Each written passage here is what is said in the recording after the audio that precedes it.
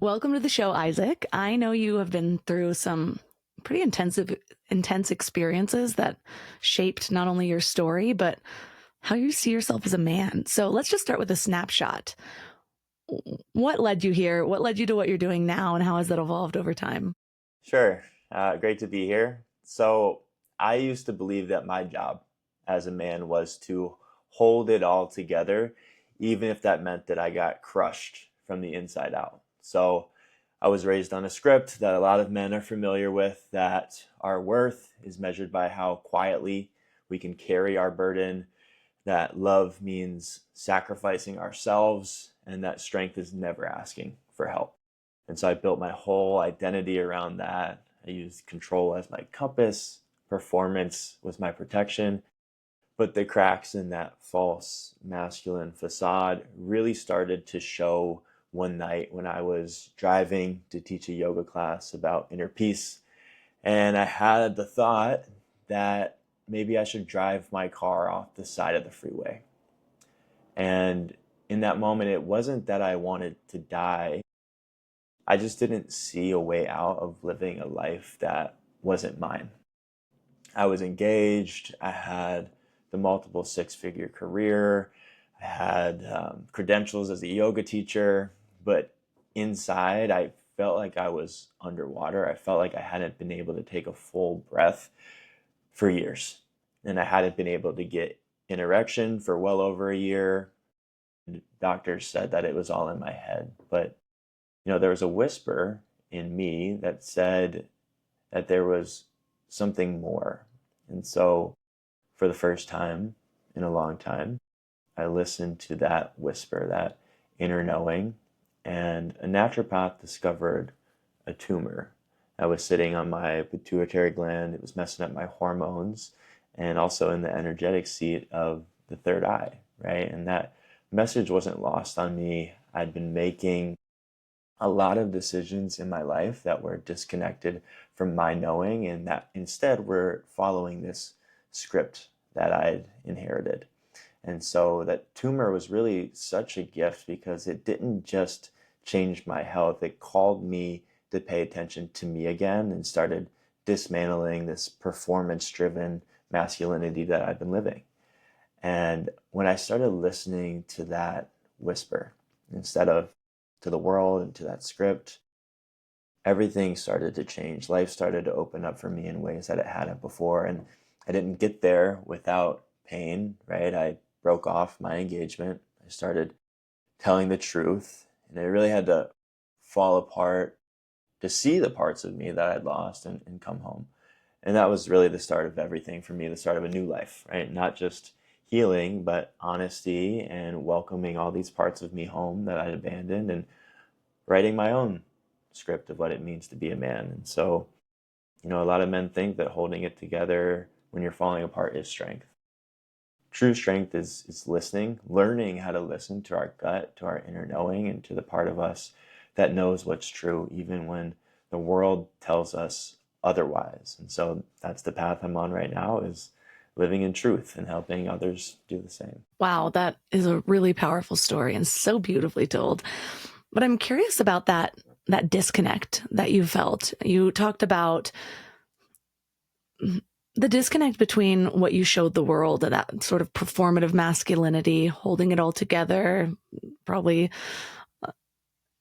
hiding your emotions, Mm-hmm. and then what was happening internally for you at that moment. There's like health and vulnerability, but that phase that we go through where we realize, hold on, everything I've been building up until now is based kind of on a lie. Not that you meant to, but the lies that you're telling yourself. And starting from scratch can be so scary.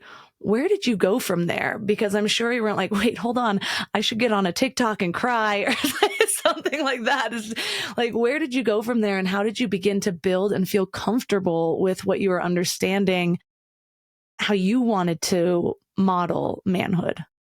Yeah, so from that unraveling into being where I am today and getting to serve other men, there was quite a journey. And The big moment was when I ended my engagement. That was something that had been itching inside of me for a long time. And on paper, there were no real reasons that I should. Looking back, I can see it now, but I was hyper logical. I rationalized everything. And because there were no big red flags, I just didn't know how to do it. And so, but I did. And I received all this support that I didn't know was there. From that place, I thought that nobody ended engagements and that I was the worst guy in the world. And then people started coming out of the woodwork, similar stories. I ended an engagement. Looking back, it's the best decision I could have made. And so that was a big piece. And then from there, it's like I hired my first coach to understand how I had backed myself into this corner. So started working with a coach. I traveled to India for 3 weeks by myself on a solo traveling journey because I needed to teach myself how to surrender and how to trust life because I've been gripping again, logical, rational about everything. And so life never surprised me. And so I went to India by myself for 3 weeks and just said yes. Like that was my surrender experiment. I actually read the book on the flight. I sat a 10-day Vipassana. I did a little bit of traditional talk therapy, got really consistent with my breath work practice, and had some experiences of my inner child coming home and me reparenting him. And so that's where I went from there. That was like the intermediary. I want to actually go deeper into that inner child moment because so many people I know, myself included, it's that inner child work. And when you tell someone who hasn't really gone through it, like, okay, what does that look like? You reparenting your inner child. What were some of the things that came up that were vulnerable? And what does that process of reparenting look like, both in that moment of meditation and then where you take it from there? Yeah, there's a wonderful book by a guy named John Bradshaw. It's called Homecoming, and it's all about the inner child. And that was really my experience. It's like compare it to there's an estranged father who's gone for 10 years. He's left his son behind, and then one day he comes home. And there's this emotional catharsis of the reunion. And then there's the years, the months and years of work that must happen in order for trust and reconnection to be rebuilt. So my breathwork experience, it was actually a session with my coach where I'd found this part of me that I left behind, this joyous, curious, playful part of me that I'd completely forgotten about, that I decided couldn't come with me into my adult life, into my engagement, into my work. And so I went straight from that session, drove to the breathwork session while maintaining an awareness of this part of me. It was living in my center towards my solar plexus. And the breath work, I kind of understood the relationship from that coaching session, but the breath work led me to a place where I could feel. And that was my problem for 10 years. You know, before I ended my engagement, I hadn't cried in 10 years. That moment broke me. But breath work for me was really a space where my body felt safe enough for me to start to feel.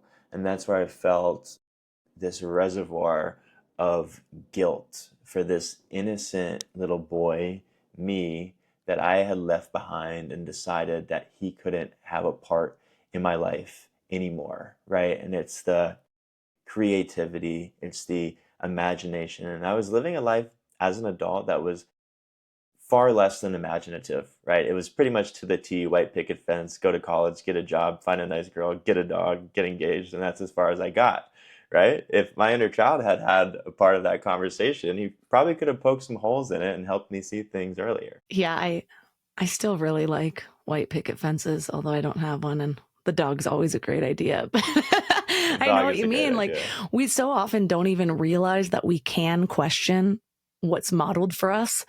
And it blows my mind how many people get to that and they're just like, wait, like they don't even realize that their dream isn't theirs, that they didn't actually craft it. They're just sort of filling it in from what they've seen in the movies. hmm It and the sad part is it takes getting there, you know.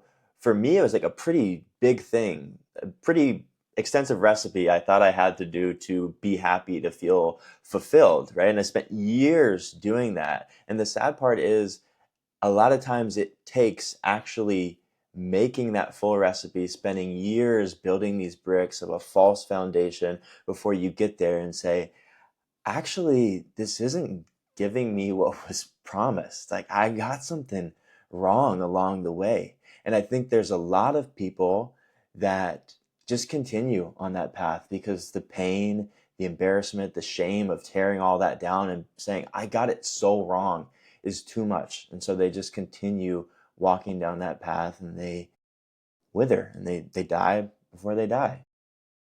It's like the sunken costs, where they're like, but I've Exactly. invested so much into this. I have such a visceral understanding of this. My story, and that guy that comes up in it, he was also a gambling addict. So I spent a good 2 years in casinos, in high limit rooms, but it was always like video poker. And man, the amount of times where you're like pumping hundreds into a machine and you're like, but it's going to hit any moment. Mhm. Like, I'm going to find something in this. There's going to be gold. And you just think like maybe something will magically happen, but it just gets darker and darker and you lose yourself more and more, whether you're looking at the game of life or that damn slot machine. Yeah.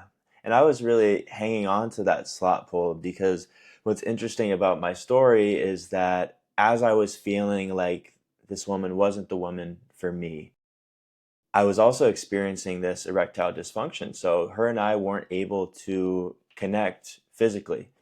And I thought, if I just figure this out and we can get sex back on the table, all of this will go away and it will feel good again and we'll be able to get married and I'll be able to continue going down this river that I've built for myself. And so I actually did, figure it out and I started taking medication for that tumor. It was like a pretty quick fix once we knew what was happening and everything started working again. And it didn't change how I felt at all. And I was like, oh shit. The one thing I was holding out for that would have allowed me to continue living this life I worked so hard to build did nothing. You know what's so wild about your story is just how much symbolism is in the physical that you were experiencing. And that's the case so often where it's my belief that most physical illness, if not all, is actually a manifestation of something deeper, something emotional. And sometimes it takes a lot to be able to connect. Okay, well, what about this cancer? What is it? Hmm. And it takes a little bit more of figuring out the story to connect to that illness. But for yours, it's like this thing that's connecting you to your partner, but also your literal seed of intuition, how you follow your own Hmm. guidance, both of those.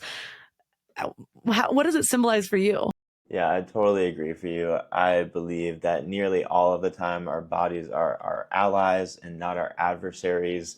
And actually, working with you, going through your course, Story Love, is like where I had the epiphany of like, oh my gosh, my body was actually communicating to me so directly. And so when I think about the third eye, the seat of intuition, the seat of knowing, that the tumor formed there as we're speaking in this frame because I had been fighting an intuition to end this relationship. I'd been itching at me for a couple years. Like it didn't feel totally aligned, but everything on paper. And of course, everything on paper looked good because it wasn't a rational choice that I needed to make. It was an intuitive one, right? And so me ignoring that and suppressing that, my body's like screaming through literally the creation of a tumor right there. And then the effects of that cascade down to the literal seat of my masculine power, right? My sexual organs. And it stops working. It's like the way that I was showing up as a man wasn't working. And so my story, yes, it is so interesting. I feel like so grateful to have such like a overt demonstration of how our bodies try to help us. it's too good and too symbolic of a story not to have a book one day. Yeah, But totally. also, man, what a testimony. I don't think I realized how much you connected through the Story Love program. So that means a lot to me, obviously. But I'm curious about that path, because even before you did my program and really connected your story and saw the symbolism within it, you were on the path to making your wounds your wisdom. Hmm.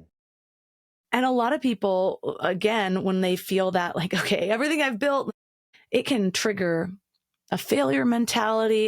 It can trigger the reverse if you're not really set up spiritually or with the self-development knowledge. And so how did you go from those moments of, fixing your life to realizing, okay, I want to work with men, to getting as specific as you are now? Yeah. So after I ended my engagement, I took 3 months off work. I was like, I got a brain tumor. I just ended my engagement. You guys got to let me go for 3 months. And during that 3 months, I was like, I got 3 months. I want to do some traveling internationally. And India wasn't even top five on the list. I really got led there. As I said, it was my surrender experiment. I went to a yoga festival, met a woman who knew a woman. She's like, you got to go to this ashram in India. I was like, maybe. She's like, no, you have to go. And I was like, okay, it feels like I have to go. So I went, had this whole experience, but I was sitting in meditation in India, and that it just like very clearly came to me that I was going to start leading men's groups, because during this incredibly difficult chapter of my life where my relationship was falling apart, my whole life was falling apart, I didn't feel like I had the group of men around me that I needed to feel supported. And so, halfway selfishly, I wanted to create that for myself. And I also wanted to create that for other men. So, when I came home from India, I sent out some text messages and I led my first men's group. I think it was 8 guys in my yard in Ocean Beach, San Diego. And at the end of that men's group, people are going around sharing what their experience was like. And they're all saying things like, I don't feel so alone, or I really saw myself in that man. And as they're sharing, I'd never felt more like there was no separation from where I was and where I was meant to be. And so I kept leading those men's groups, and I kept building my network of guys that I felt like were leading or at least wanted to become better. And naturally through that, I'll tell the story because it's a good one. I got coffee with a man who is now my roommate, and we'd never hung out. And first coffee, we ended up talking for 3 hours. And at this point, it's like I'm not working. I'm thinking that I want to coach. I got a life coaching certificate 6 years ago, but life hadn't like delivered the curriculum that I needed to really be in that seat of leadership. And I felt like it had through this whole unraveling and rebuilding. But at 3 times during this 3 hour conversation, this man looks at me and he says, I feel like I just need some guidance in my life right now. And it was like God like elbowing me. And on the third time he said it, I was like, I'm thinking about doing some coaching. You'd be my first client. I don't really know what it would look like. What do you think about 6 weeks? You can pay me $100 and like, let's see how it goes. He was like, yeah, let's do it. And so I started working with him and like really got evidence like I can do this and I'm good at this. And he got great results. He ended up posting a testimonial online. Someone in his network, random, hit me up. We had a call and he ended up, you know, selling me 4 figures by the end of that call. And that was my first paid client. And from there, it's been mostly like in-person events and referral-based clients. So, yeah. I love that. I love that you are willing to start humbly. I feel like that is something that is being lost these days, where people are going out there because of training coaches and training coaches out there, and everybody wants this big promise, and that's how they get people in. But we do need to make sure we're good at what we're doing, and it's your first client. So I love that you started that way, but I also love that it paid off very quickly with the results that you were able to deliver. But I want to dive into what you spoke about, because your story is just so interesting about this sort of performative masculinity. And we were chatting a little bit beforehand that it seems like people sort of swung to the opposite side of that, where there's toxic masculinity. And so now there's all these men that are, I need to do a short disclaimer. When I'm pregnant, I talk like wildly different than I do otherwise. And I almost said, called them PUSSYs. I have to like really watch myself. I have to give a disclaimer to everyone I speak to. I'm like, what the fuck is happening over here? Anyways, I don't know where the crassness is coming from, but it went to these like soft, beta men, honestly, if I'm being honest. And it's been interesting watching it through like lenses of politics, because it feels like one side is kind of pushing that toxicity side and the other side is pushing that. I'm like, I'm sorry. I'm just never going to get wet for you if you're a beta male. Like this is never going to happen. I want to be led. I kind of want to be tossed around. So what is that third option that often gets skipped over? Yeah, it's funny that that word came to your head of PUSS. IES, and then on the other end there's like these big swinging DICKs that are like out of their pants. It's like, put that away. Like, we know that you're a man. You don't have to try so hard to show us. And it is evident in the political parties. And I think on one side, you have those men who are trying to control people and seeking power over and trying to like shout from the mountaintop that like, I am a leader and I am good enough and I am worthy, right? And then on the other side, there's like these gentlemen, as we call them, betas. And many of them have the capacity for leadership, but they see those examples and they're just so loud. They're like, I never want to show up like that. So let me just play it really small here on the complete other side of the spectrum. And so when we talk about the third way, because that's a false dichotomy, and it's presented in a way, and we know that the radical sides are always the loudest, and it's hard for people to see like what else is there, especially if you didn't have a good male role model growing up, which so many men didn't. I think there's like 2 in 5 households in the United States don't have a father there.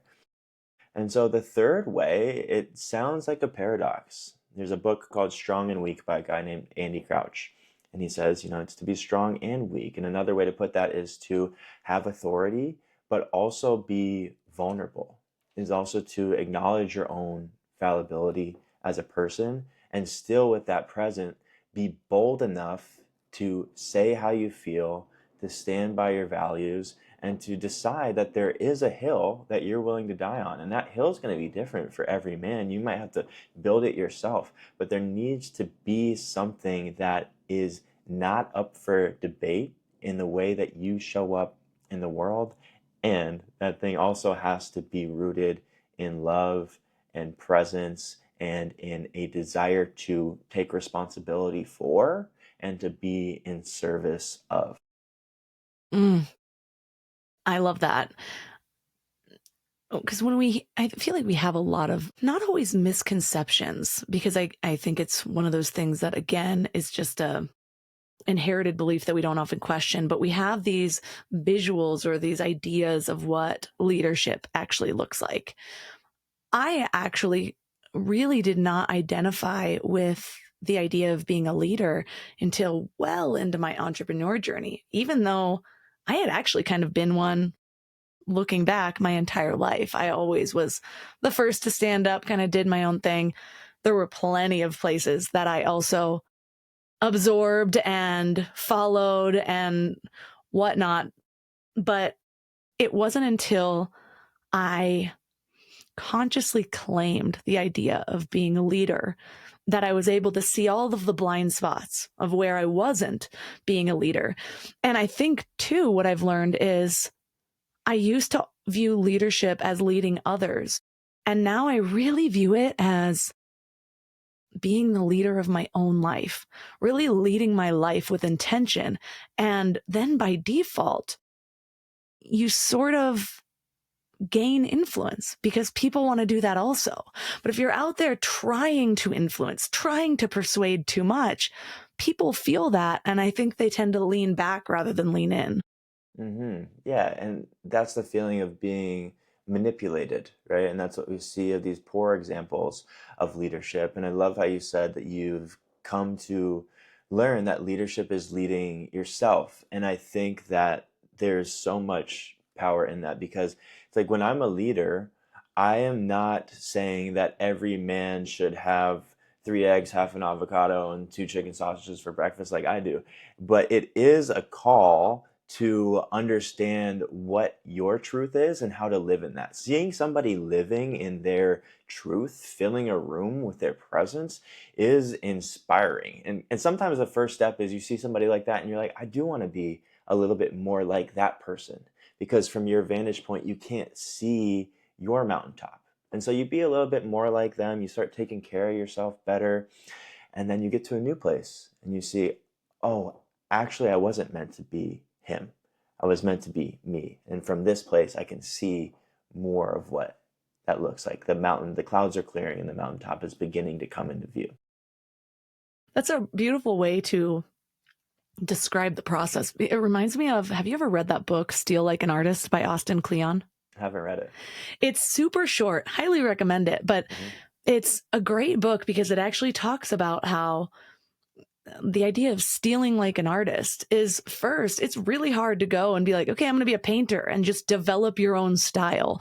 Or I'm going to be a writer and just start writing in your own style. Quite often we study and we model the greats. And so maybe you're trying to paint like Van Gogh, trying to paint like Picasso, trying to paint, I don't know a lot of painters clearly, but, and so you copy them and you try to get as identical as possible.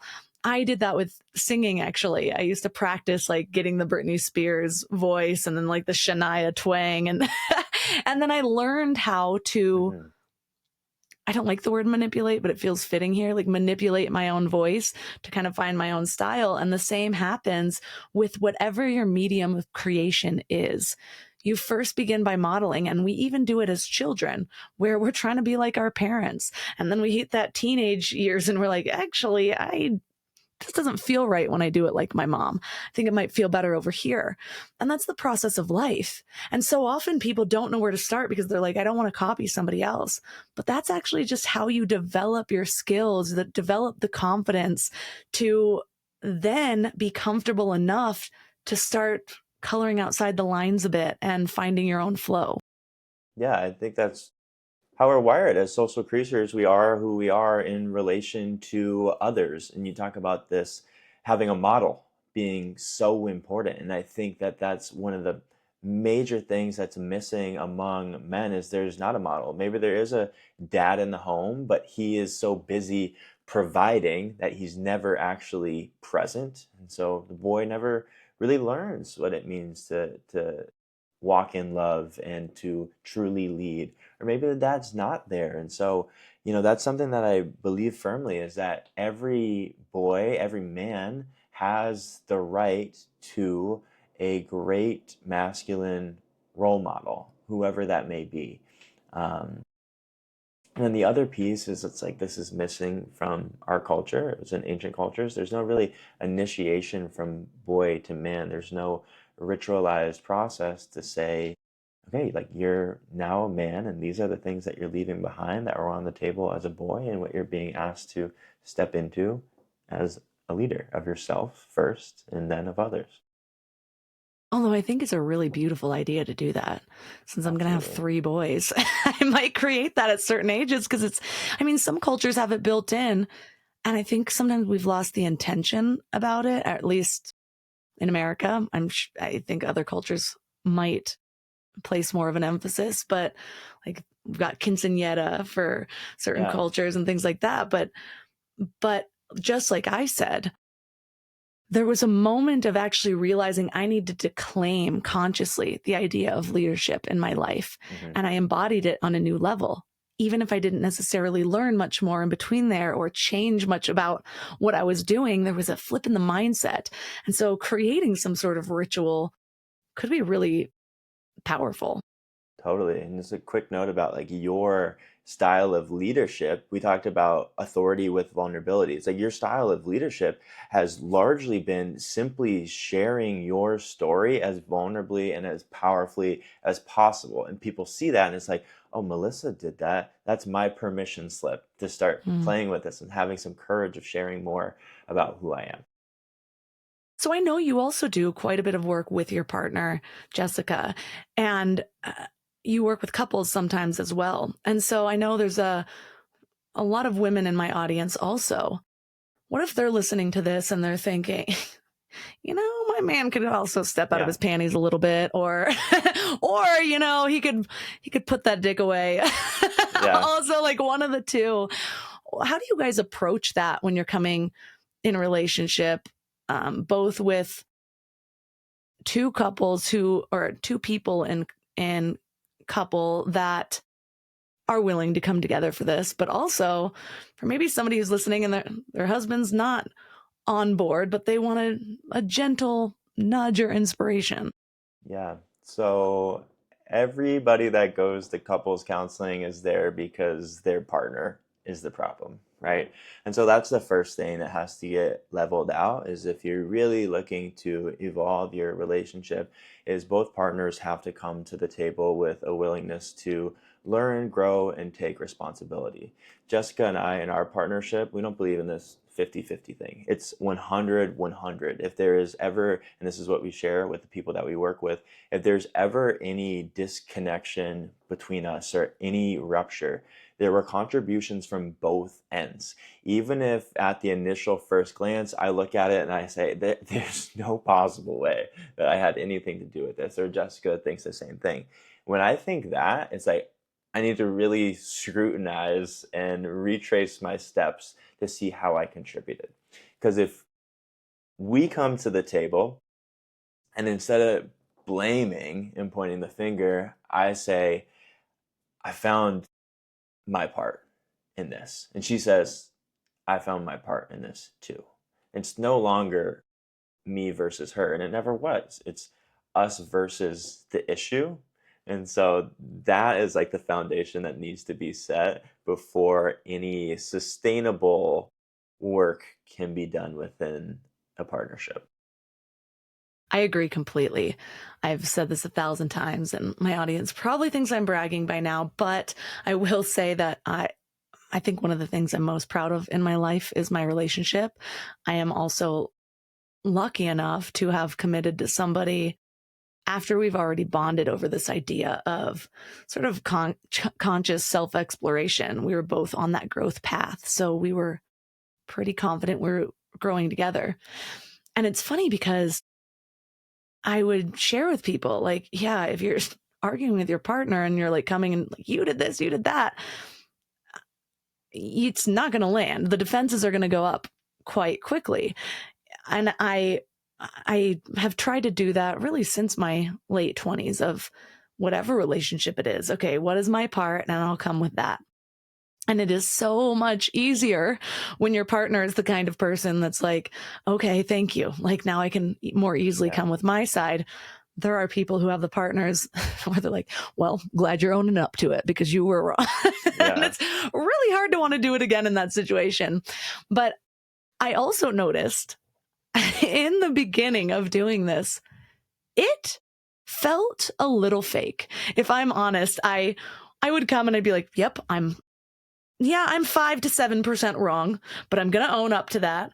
But because he met me there, it would soften me a little bit and then I'd be able to come a little closer. But now the more I practice this, the more I see, even if the fight was initiated by something he said, even if it does feel out of it, I can still see like my 50% in it. It becomes so much easier to see how everything comes together, how even if you can trace it just back further or with the look that you gave, or it's like, okay, yes, you didn't say that thing. And so you might think, well, yeah, I never said all the things that were on my mind and he did, but were you thinking them while you were looking at him? Because you probably had a face and he was probably reading it all over you. Just because you didn't actually say doesn't mean you weren't holding that energy. And that matters too. Yeah. The energy is so apparent, especially to women. Like there are more times than I care to admit, times when Jessica names an emotion that I'm feeling before I've slowed down enough from my action-oriented masculinity to be able to face it. And so for any men listening to this, it's like if your female partner brings that to the table of, hey, I think I'm sensing this thing within you, your first inclination likely will be to say, no, I'm fine, brush it off the table and continue checking off your to-dos. But that's really a moment to build trust in her and to build understanding of yourself. The feminine intuition is such a gift, and it's so sad how much it gets dishonored, because it's intangible. It's not. The masculine does things, the feminine feels things and sees things that are unseen. And so, yeah, for any man listening, it's like really listen. And I love how you were sharing of like, it's a practice, like it gets easier. And none of us were trained in emotional regulation and speaking the needs that we fear are going to result in a loss of love or our partner leaving, and being able to stay in the discomfort. There's so many people that think like, I can't go through a hard thing with this person and come out okay. So I'm not going to go through any of these hard things. I'm just going to brush everything underneath the rug. And just can I use this metaphor of, our rug lies flat. That means if there is a crumb, anything that feels like it's a little bit off, even if it's nothing, we talk about it, because it's like you don't do that enough times and you sweep things under the rug. Eventually there's this massive lump on the ground and somebody's going to trip over it and get hurt in a number of different ways, the worst of which are physical and emotional abuse, um, cheating, and then just withdrawal and living in a house together where you feel like roommates. Yeah. And that's one thing I'm really grateful about. I think my husband's parents modeled love, even in a physical way, really well. And so he's been the leader in that. I'm more moody. So especially if I'm pregnant or postpartum or all of these life phases that have such an effect where I'm just like, I don't want to be touched for 3 weeks, honestly. But he has always prioritized or been open about how that physical connection is really important to him. And it doesn't have to be sex. It can be like cuddling in the morning. And so I was resistant, I think, at certain points and earlier in the relationship. But I've learned, because maybe during those resistance phases, I can feel the disconnection. And even if we have a hard day and then we don't really let fights last longer than, I mean, we don't fight that often, but like if we have a disagreement, we're pretty good at resolving it right away. But I'll make sure that we have that physical intimacy, whether it's just cuddling or remembering to, we took this intimacy course once. It was actually had a lot of really awkward moments, and not by our, not from us. It was really weird. I could tell a whole episode about that. But one thing we gained from it was this idea of landing. Like when you come into the house, it's so easy to just kind of get on with your day, but come together. How was your day? Give a kiss, like a hug, like just land, come together in just a moment of stillness. Things like that can make a really big difference. Yeah, and that's, you mentioned right at the beginning, you were like, my husband has been the leader in this regard. And what I teach is that, like, that is one of the cores of masculinity, and relationship is such a incredible classroom. I don't think there's a better classroom than a romantic relationship to learn how to lead, because when a man leads in a relationship, he walks straight into the fire. He senses the disconnection. He knows where he dropped the ball. And instead of waiting for his woman to ask about it, he says, this is what happened. I've already done some, it's not, this is what happened, and I'm going to dump it at your feet. I've already done some processing on my end. This is what I think contributed to it. And this is what I feel like we could do moving forward. And that's not like cut and dry, sign the agreement and move on. He's inviting her into the conversation, but he's already provided like a lattice framework for the conversation to start instead of her just like picking up the pieces, because that erodes trust. But coming to the table and leading that conversation and taking responsibility really builds it. Yeah. I want to go back to how you said that you kind of had the epiphany of how your illnesses were so symbolic of what you were meant to teach. And I want to come to this because I am fascinated by story in general. And one of the pieces of research that influenced what I teach now is Dan McAdams, who did a big study that showed that people with coherent life narratives have better outcomes versus fragmented life stories. And a lot of people don't really understand what that means. But sometimes it's really just finding that through line through everything. Like you can't own and embody that I'm a confident woman or I'm a leader if there's little parts of your story where you've never really integrated into the overall life arc. So how was figuring out the story, or what was that kind of aha moment for you? Yeah, I think, a big aha moment was within Story Love with the tools that you provided us. It's like I already knew the whole story, but this tie into the somatic intelligence and the direct energy centers that were acting up for me was like, whoa, this isn't so much. At the time, I was kind of like, I'm doing relationship coaching, and that still is a big piece of what I do. But the core of it is masculine leadership. And that's what I was really disconnected from. In that relationship where I was experiencing erectile dysfunction, I was just giving in to everything and like digging and like not digging my heels in on anything.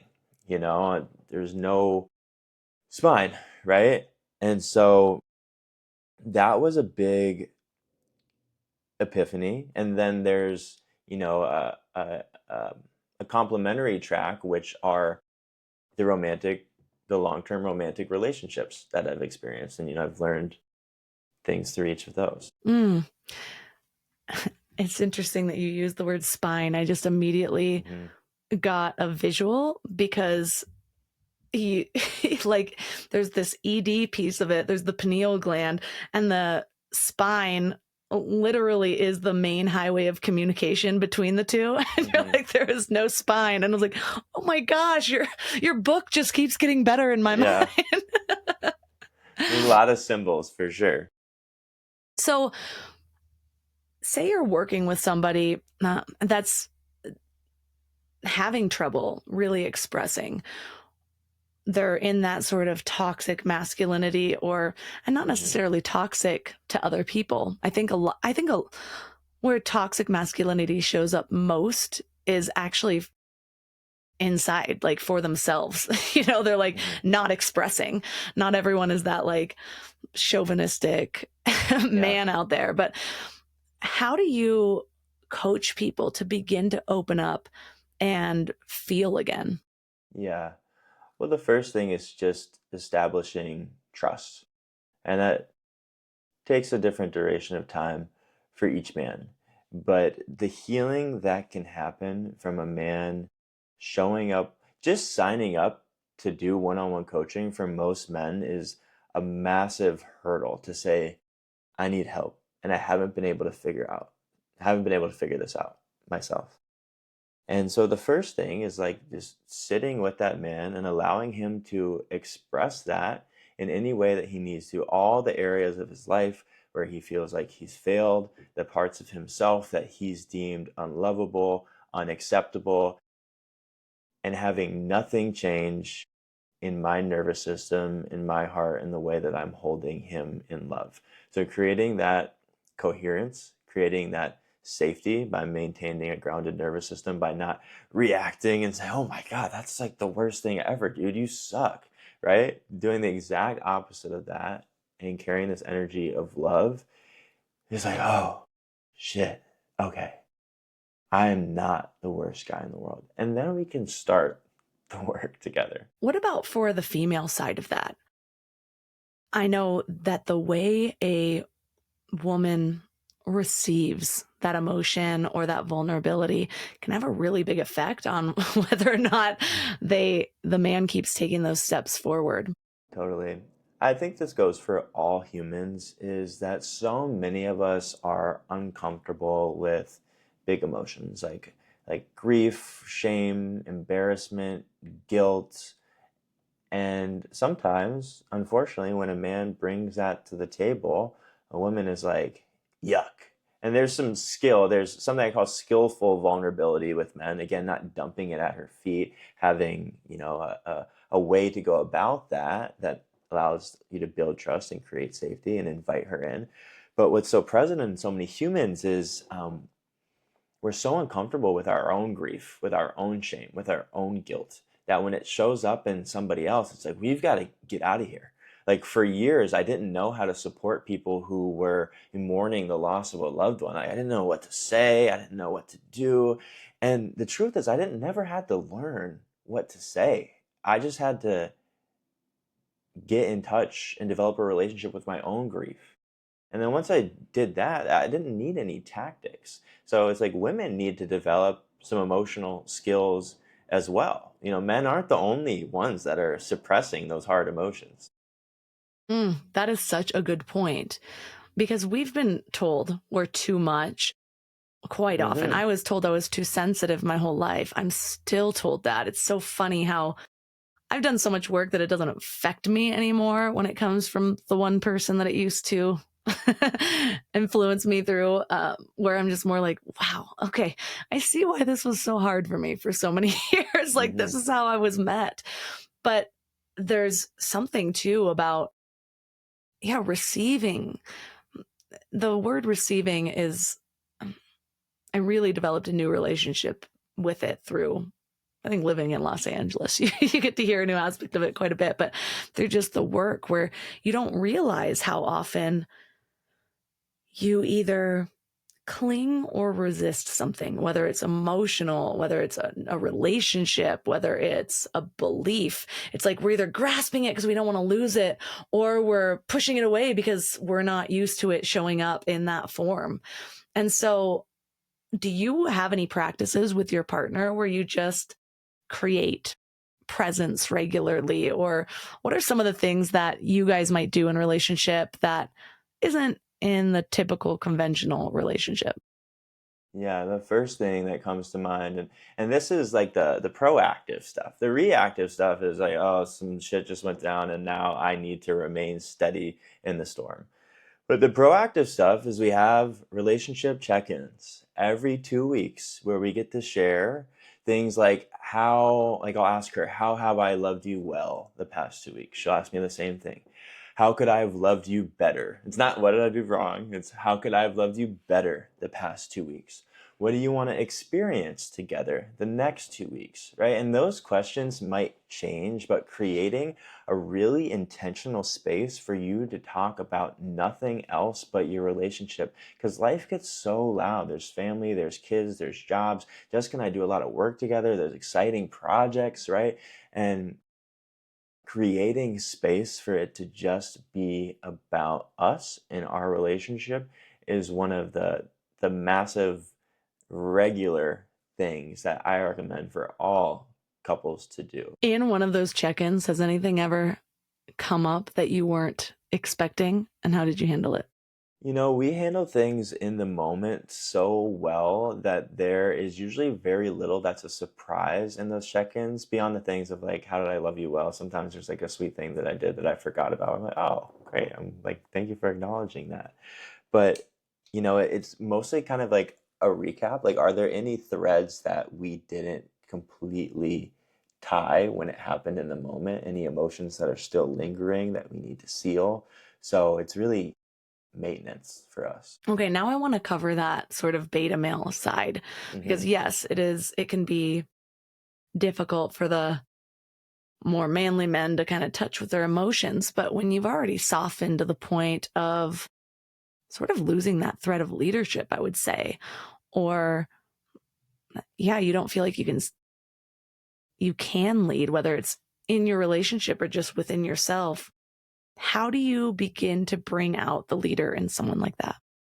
So those guys are really living like they want to take up as little space as possible. Like they want to leave zero footprint and zero impact. And so those guys have developed a belief, it's so much more than mindset, it's also within the nervous system, that the world is not safe unless I'm standing within this tiny little box that I've built for myself. Like I'm safe here. And so it's about helping them learn that there's safety outside of that box. It's about helping them shift from what if everything goes wrong to even if everything goes wrong, I still know who I am. So it's a process of building self trust. And so often it is some external steps once we've had the conversation of safety and they've understood where they are losing life and lacking life because of this desire to remain small, of what is the smallest step that you can take forward that would allow you to gather evidence that you can be a little bold and still be okay. Is there a conversation? And you know, for most of these guys, it's really small stuff. Do you need to tell your roommate that you don't like it when he leaves his paper towels on the counter? Right? And it's like more often than not, you know, we'll workshop that conversation. More often than not, you have that conversation, and the roommate's like, "Oh, thanks for telling me. Like, I had no idea I was doing that. Thanks for bringing." And they're like, "Oh, wow." People are like grateful that I'm speaking honestly and saying how I feel. And so, yeah, it's like a step function of let's do the little things and just teach you that it's okay. And then eventually you can quit your job and start your dream. Mm, yeah. So many things come down to just building that evidence because we don't realize that by living within the story we're living in, we are manufacturing a reality in which we are only building evidence for our current belief system. So we have to step out of our comfort zone just a little bit in order to create evidence for a new storyline. And so I love leaving listeners with one thing to do, whether it's to think about or to practice. It might be the thing that you just shared with us, Mhm. but what would you leave listeners with? Yeah. So for any man who's looking to create more fulfillment, exhilaration in his life, or to generate more trust from his partner, is that it starts within and you have to develop the self trust. So, what I'm going to prescribe is what we just talked about. It's what is the smallest next step out of your comfort zone. A good kind of criteria for this is it feels 75% exciting and 25% really scary. And can you do that thing? And before you do that thing, do the two ends of the stick exercise, which is on one end of the stick, it goes better than you could have ever imagined. What does that look like? And then what's the worst that it could possibly go? And if that happens or anything near to it, decide how you're going to care for yourself ahead of taking that. Because if it works out, awesome, you have that new evidence. And if it doesn't, and you know how to care for yourself, you have the evidence that you can be okay in hard times, that you can be okay when stuff goes south, which is so important for men because we are meant to take risk. Being bold, speaking your mind is risky, and it's not going to work out on the positive end of the stick every time. But you need to be able to dust yourself off, understand which way is up, and continue. That's so brilliant. I know watching the men in my life, I'm going to use air quotes, but fail, like something doesn't turn out the way they want. It's almost heartbreaking for me because I can see how much they beat themselves up, like way more than I do. Or maybe I can just read it all over their faces, but I'm always like, let me just fix everything for you. And so to have that, to have your backup plan, like, okay, if it doesn't go well, how am I going to take care of this? How am I going to care for myself? That is such the epitome of leadership because how are you going to take care of your children when things don't go their way, when you're with your wife when things don't go their way? If that's how you're beating yourself up when you fail, they're going to see that, and it's not going to feel real when you try to tell them, oh, failure is a part of the process, or it's good to fail, if you're over there on the other end doing the exact opposite. Yeah, and I'll share a piece about self beat up is that often men are trying to achieve to alleviate this underlying belief of I'm not good enough, I'm not worthy, I need to earn love. And if that's there and they fail, the self beat up is so much greater because that story comes alive. So we haven't talked about this, but the spiritual component of understanding I am worthy. I don't need to earn love. I am good enough just because I've been gifted with this human existence. If you can develop some of that, trying and failing becomes exhilarating and not self reducing. Oh, such a good note to end on. So, for listeners that are intrigued and they want to know how to hear more from you or work with you, where's the best place for them to connect? Yeah, the best place to connect is my partner Jessica and I's website, thewellworshipedman.com. You'll find links to my Instagram, her Instagram, our podcast, our newsletter, everything is there.